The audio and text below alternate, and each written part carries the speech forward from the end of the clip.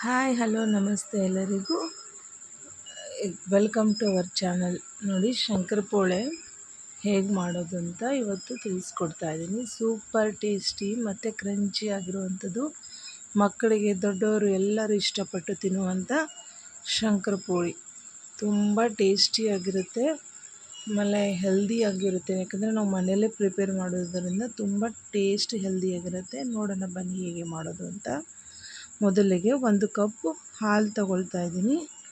ಯಾವ ಅಳತೆ ಕಪ್ ಇದು ನಾನು ಇದು ಮಾಡಿರೋದು, ಯಾವ ಕಪ್ಪಲ್ಲಿ ಹಾಲು ತೊಗೊಂಡಿರ್ತೀನೋ ಅದೇ ಕಪ್ಪಲ್ಲಿ 1 ಕಪ್ ಆಗುವಷ್ಟು ಸಕ್ಕರೆ ತೊಗೊಂಡಿದ್ದೀನಿ. ನೋಡಿ, ಹಾಲು ಮತ್ತು ಸಕ್ಕರೆ ಆರಿದು ಅಂತ ಹಾಲು ತೊಗೊಂಡಿದ್ದೀನಿ ನಾನು. ಅದಕ್ಕೆ 1 ಕಪ್ ಸಕ್ಕರೆ ಹಾಕ್ಕೊಂಡು ಅದನ್ನು ಕರಗಿಸ್ತಾ ಇದ್ದೀನಿ. ನೋಡಿ, ಸಕ್ಕರೆ ಕರಗೋವರೆಗೂ ಹಾಲನ್ನ ತಿರುಗ್ತಾನೇ ಇರಬೇಕು. ಈ ಥರ ಕಲಿಸ್ತಾನೇ ಇರಿ. ಹಾಲು ಚೆನ್ನಾಗಿ ಸಕ್ಕರೆ ಅದರಲ್ಲಿ ಹೋಗಬೇಕು. ಕರಗಿದ್ಮೇಲೆ ಯಾವ ಲೋಟದಲ್ಲಿ ನಾವು ಹಾಲು ಮತ್ತು ಸಕ್ಕರೆನ ಅಳತೆ ಮಾಡಿ ತೊಗೊಂಡಿದ್ದೀವೋ ಅದೇ ಲೋಟದಿಂದ 1 ಲೋಟ ಕಾಯಿಸಿರುವಂಥ ತುಪ್ಪ ತೊಗೊಳ್ತಾ ಇದ್ದೀನಿ. ನೋಡಿ, ಅದೇ ಹಾಲು ಮತ್ತು ಸಕ್ಕರೆ ಮಿಶ್ರಣಕ್ಕೆ 1 ಕಪ್ ತುಪ್ಪವನ್ನು ಹಾಕಿ ಚೆನ್ನಾಗಿ ಕಲಿಸ್ಕೊಳ್ಬೇಕು. 3 ಚೆನ್ನಾಗಿ ಬೆರಿಬೇಕದು. ನೋಡಿ, ಈ ರೀತಿ ಕಲಿಸ್ಕೊಂಡು ಇಟ್ಕೊಳ್ಬೇಕ್ರಿ. ಚೆನ್ನಾಗಿ ಕಲಸಿ 3 ಹೊಂದ್ಕೊಳ್ಬೇಕದು. ಅಂದರೆ ನೀರು ಜೊತೆ ಹೊಂದ್ಕೊಳ್ಳಲ್ಲ, ಆದರೂ ನಾವು ಕಲಿಸ್ಕೊಳ್ಬೇಕು. ಆಮೇಲೆ ಒಂದು ಅರ್ಧ kg ಆಗೋಷ್ಟು ಮೈದಾ ಹಿಟ್ಟು ತೊಗೊಂಡಿದ್ದೀನಿ. ಅದಕ್ಕೆ ಅದು ಹಾಲು ಮತ್ತು ತುಪ್ಪ ಸಕ್ಕರೆ ಮಿಶ್ರಣವನ್ನು ಸ್ವಲ್ಪ ಹಾಕಿ ಕಲಿಸ್ಕೊಳ್ಬೇಕು. ಹಿಟ್ಟು ನಾವು ಪೂರಿ ಹಿಟ್ಟು ಕಲಿಸ್ತೀವಲ್ಲ, ಆ ರೀತಿ ಹಿಟ್ಟನ್ನು ಕಲಿಸ್ಕೊಳ್ಬೇಕು. ಸ್ವಲ್ಪ ನೀರೇನು ಹಾಕಬಾರ್ದು, ಬರೀ ಅದೇ ಹಾಲು ಸಕ್ಕರೆ ತುಪ್ಪದ ಮಿಶ್ರಣವನ್ನು ಹಾಕಿ ಕಲಿಸ್ಕೊಳ್ಬೇಕು ನೀಟಾಗಿ. ಒಂಚೂರು ನೀರು ಹಚ್ಚಬಾರ್ದು. ನೀರು ಮಾಡಿದ್ರೆ ಚೆನ್ನಾಗಿರಲ್ಲ ಅದು. ಶಂಕರಪೋಳಿ ಅನ್ನೋದು ಟೇಸ್ಟು ಮತ್ತು ಅದರ ಸ್ಟ್ರಕ್ಚರ್ ಎಲ್ಲ ಹೋಗಿಬಿಡುತ್ತೆ, ಕ್ರಿಸ್ಪಿಯಾಗಿ ಬರಲ್ಲ ಅದು. ಸೂಪರ್ ಟೇಸ್ಟಿ ಆ್ಯಂಡ್ ಹೆಲ್ದಿ ಆಗಿರುವಂಥದ್ದು ಮನೆಯಲ್ಲೇ ಮಾಡುವಂಥ ಶಂಕರಪೋಳಿ. ಬರೀ 4 ಇಂಗ್ರೀಡಿಯೆಂಟ್ಸ್ ಇದ್ದರೆ ಮಾಡ್ಬೋದಾದಂಥದ್ದು. ನೋಡಿ, ಕಲಸಿದ ಹಿಟ್ಟಲ್ಲಿ ಸ್ವಲ್ಪ ಉಂಡೆ ತೊಗೊಂಡು ಈ ರೀತಿ ಲಟ್ಟಿಸ್ಕೊಳ್ಬೇಕು. ಚಪಾತಿ ಆಕಾರದಲ್ಲಿ ಲಟ್ಟಿಸ್ಕೊಳ್ಳಿ,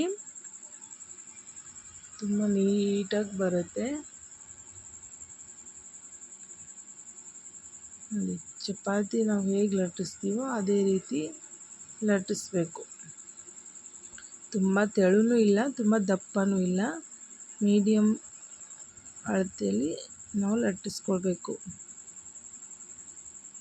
ನೋಡಿ, ಎಷ್ಟು ಚೆನ್ನಾಗಿ ಬರ್ತಾಯಿದೆ ಹಿಟ್ಟು, ಹದವಾಗಿದೆ.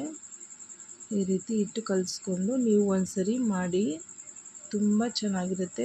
ಟೇಸ್ಟು ಹಾಗೆ ಇರುತ್ತೆ. ಇದು ಉತ್ತರ ಕರ್ನಾಟಕದ ಫೇಮಸ್ ರೆಸಿಪಿನೇ ಅನ್ಬೋದು. ನಾವು ಹಬ್ಬ ಅದೇನಾದರೂ ಬಂದರೆ ಈ ಥರದ್ದು ಮಾಡಿರ್ತೀವಿ. ಮತ್ತು ಮಕ್ಳಿಗಂತೂ ಅವಾಗವಾಗ ಸ್ಕೂಲ್ ಬಿಟ್ಟು ಬಂದಮೇಲೆ ರಜೆ ಇರುವಾಗ ಏನಾದರೂ ಕೊಡಿ ಅಂತ ಕೇಳ್ತಾನೆ ಇರ್ತಾರೆ. ಈ ಥರ ಮನೆಯಲ್ಲಿ ಮಾಡಿರ್ತೀವಿ ನಾವು ಜಾಸ್ತಿ, ಆಚೆಯಿಂದ ಏನು ತರಲ್ಲ.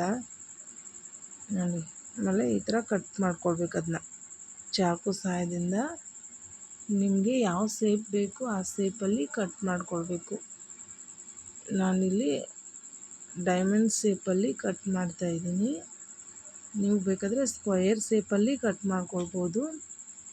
ನೋಡಿ, ಎಲ್ಲ ಕಟ್ ಮಾಡಿದ್ಮೇಲೆ ಈ ಥರ ಪ್ಲೇಟಿಗೆ ಹಾಕ್ಕೊಂಡು ಇವಾಗ ಒಲೆ ಮೇಲೆ ಎಣ್ಣೆ ಕಾಯ್ತಾ ಇದೆ. ಅದರಲ್ಲಿ ಒಂದೊಂದಾಗಿ ಹಾಕಿ ಲೋ ಫ್ಲೇಮ್ ಇಡಿ. ಒಲೆನ ಲೋ ಫ್ಲೇಮ್ ಇಟ್ಟು ಚೆನ್ನಾಗಿ ಕೈ ಆಡಿಸಿ ಅದನ್ನು ಕರೀರಿ. ನೋಡಿ, ಈ ರೀತಿ ನೀಟಾಗಿ ನೀವು ಲೋ ಫ್ಲೇಮ್ ಇಟ್ಟು ನೀಟಾಗಿ ಕೈ ಆಡಿಸ್ತಾಯಿದ್ರೆ ಅಂದರೆ ಚೆನ್ನಾಗಿ ಬೆಂದ್ಕೊಳ್ಳುತ್ತೆ.